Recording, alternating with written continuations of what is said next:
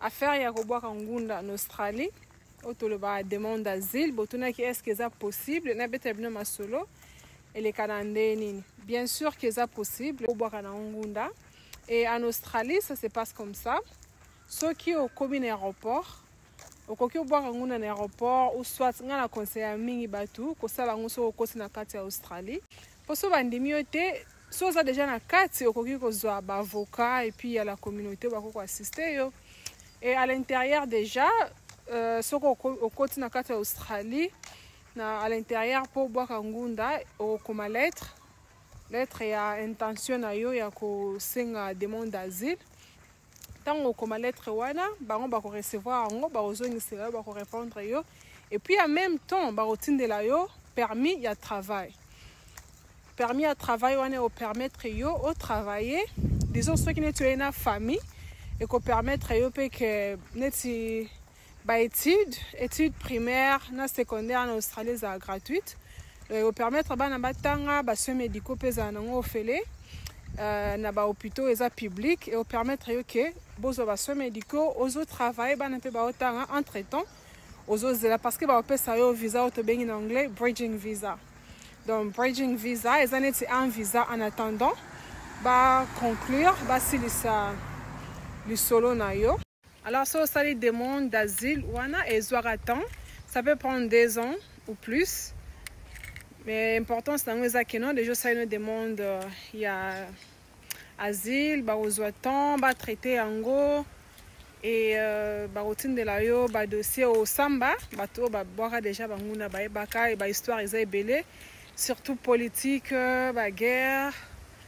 beaucoup d'histoires bato ba betaka. Et ceux qui salami bongo bazo traiter yango okosamba obeti lisolo na yo pourquoi aux en sécurité te na mboka na yo mbule beta na kosa na kati ya mutuka parce que na parka ki na park voilà nazao le ba ngunda ezelo mote ke ya facile le sol ngyo ki na place au boka ngunda il faut se préparer et puis kozana patience ebele parce que disons so ine tzozo kende yo moko otiki famille na Congo par exemple il faut yebake koki kozwa temps pour ba traiter dossier na yo bandima yango ozo ba possibilité wana o ba agence mususu ba ko soutenir yo pour famille ya. Donc il faut déjà qu'on se prépare ko yebake non eza eloko mo ezora temps eza pe mulai eza la facilité et ko changer ba milliers ko bandela vie à zéro et c'est vraiment qu'on la préparer mentalement physiquement parce que ça environnement ya sika nyo seza ya sika pona yo et ça peut être décourageant les bandeli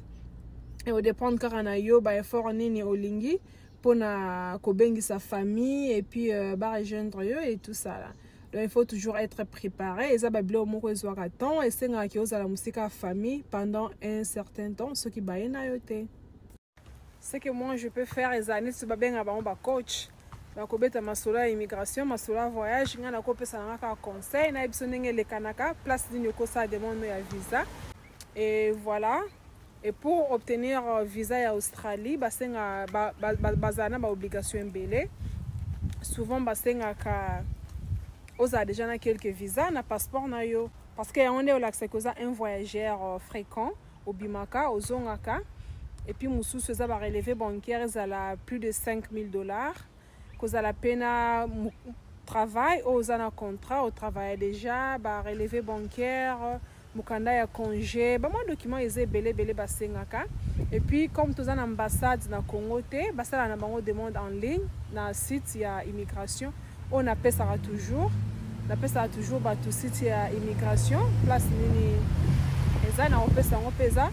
www.imi.gov.au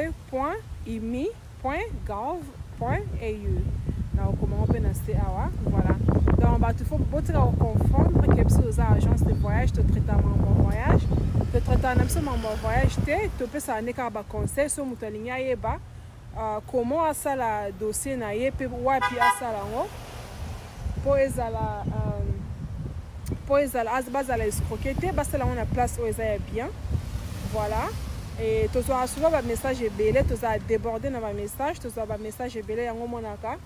souvent ils sont vraiment compliqués, ils sont difficiles à répondre à tout le monde et na sala toujours que so na moni ba question ba to bazo tourner na sali vidéo pour na répondre tout le monde parce que si on a bien répondre moto individuellement et ça vraiment c'est beaucoup trop.